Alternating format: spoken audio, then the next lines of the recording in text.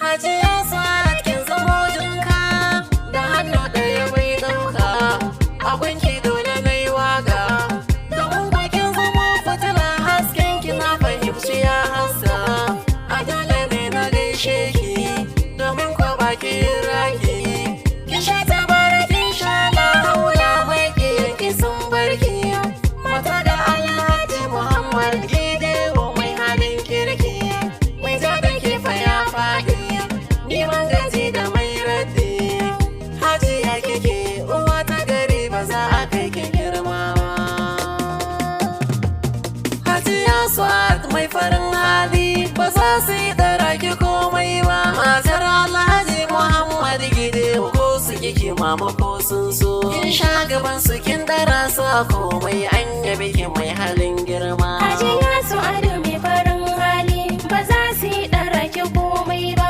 Mata da Alhaji Muhammad Gidewo ko su kike mama ko sun so. Kin sha gaban su kin ɗara su a komai an yabe ki mai halin girma. Hajiya Sa'ad mai farin hali ba za su yi ɗara ki komai ba.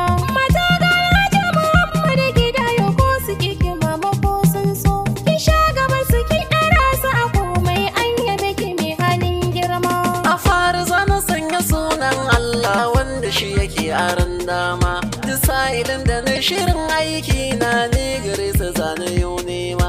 Ka taimake ni na shirin yin waka zan yau ga mai halin girma. Hajiya Sa'ad wacce har yau ban ga macen da za ta kai ta komai ba. Hajiya Sa'ad mai farin hali ba za su yi ɗara ki komai ba.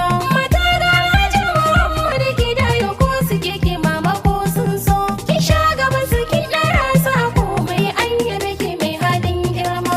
Dubun salata kaga da dagun dan Amina shugaban bayi. Manzon da shi ya zo da bautar Allah abin da ya saka ma'aimin. Kasa da Ali kasa da sahabbai nasa wanda muka yi koyi.